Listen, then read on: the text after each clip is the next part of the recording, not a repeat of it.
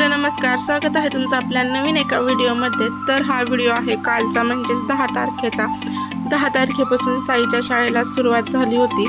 एप्रिलमध्ये त्याचं ॲडमिशन घेतलं, 1 महिनाभर शाळा झाली आणि पुन्हा त्यांना मे महिन्यापासून सुट्ट्या पडल्या। आता जूनपासून पुन्हा त्यांची शाळा चालू झालेली आहे। तर आता शाळा म्हटलं की माझं नक्कीच नेहमीचं रुटीन आहे ते चेंज होणारच आणि ते व्हिडिओसुद्धा तुमच्यासोबत मी नक्कीच शेअर करणार। तर बाहेर पूर्णपणे आभाळ आलं होतं आणि पावसाचं वातावरण झालं। तर आता रोजचा पडणारा प्रश्न की भाजी काय करायची। जर आपल्याला रेग्युलरची म्हणजे घरी भाजी करायची म्हटल्यावर आपण काही करू शकतो, पण डबा द्यायचा म्हटल्यावर सुकी आणि चांगलीच भाजी करावी लागणार। तर त्यासाठी आता मी इथे तेल घालून घेतलं, त्यानंतर जिरी मोहरीची फोडणी दिली, त्यामध्ये हळद आणि मसाला घालून घेतला। त्यानंतर त्यामध्ये बटाट्याच्या ज्या फोडी करून घेतल्या होत्या त्या घातल्या। साईला बटाटा हा खूप आवडतो, त्यामुळे पहिल्याच दिवशी त्याला डब्याला बटाटा दिला होता।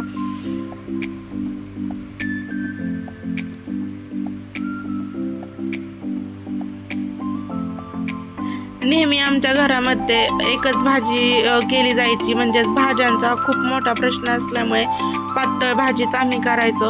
पण आता शाळा चालू झाली तर सुकी आणि पातळ या दोन्ही भाज्या येणारच। त्यानंतर बटाट्यामध्ये मीठ घालून घेतलं, तसेच शेंगदाण्याचा कूट सुद्धा घातला। आता थोडंसं पाणी ओतून आपल्याला ही भाजी शिजून द्यायची आहे।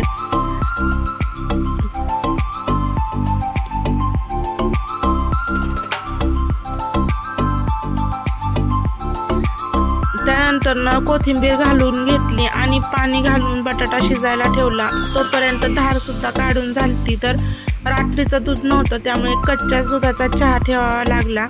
तर आता दोन्ही गॅस चालू होते, कारण की सकाळी सकाळी भरपूर अशी गडबड होती, त्यामुळे बरंच मी स्वयंपाक सकाळचा हा गॅसवरच करून घेते।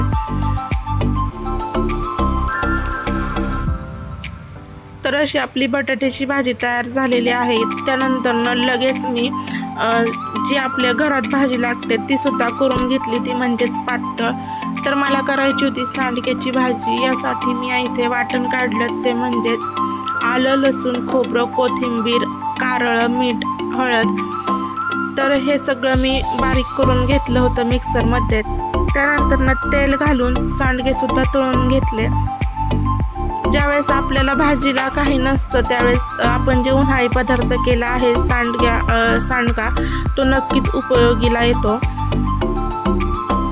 तर एकीकडे भाजी मी बाहेर शेगडीवर ठेवली होती, तोपर्यंत चपात्या लाटून घेतल्या आणि चहा चपातीचा नाश्ता तर द्यावाच लागतो, त्यामुळेच मला मग उभा राहून चपात्या करणं परवडतं, कारण की चपात्या करता करता चहासुद्धा द्यावा लागतो।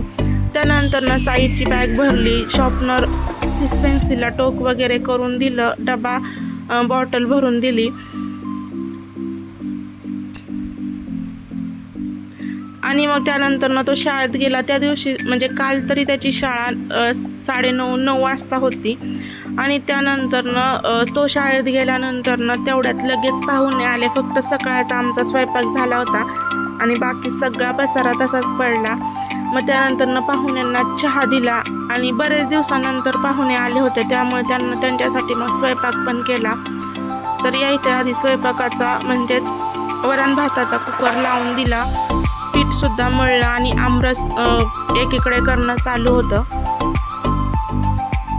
तर त्यामध्ये एक आजी होत्या, त्यांना उपवास होता, त्याच्यासाठी साबुदाणा तर लवकर भिजणार नव्हता, त्यामुळे त्यांना मग चकल्या किंवा पापड ते तळलं आणि त्यामध्येच लगेच वरण सुद्धा करून घेतलं।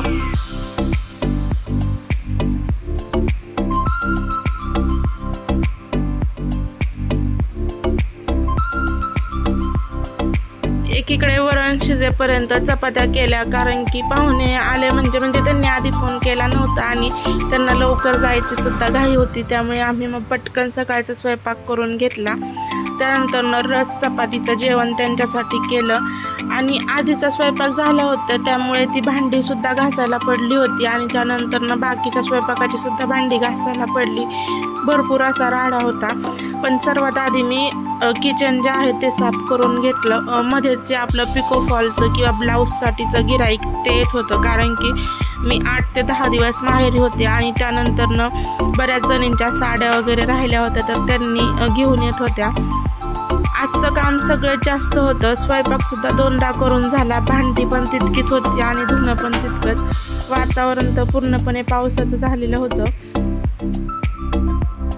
तर कालच्या दिवसांमध्ये मी पूर्णपणे 40 तरी चपात्या केल्याच असतील. तर घरातली छोटी मोठी कामे होता 2:30 वाजले आणि त्यानंतरनं म्हणजे माझी सगळी कामे झाली होती. झाडून फरशा वगैरे सगळं काही पुसून झालं होतं.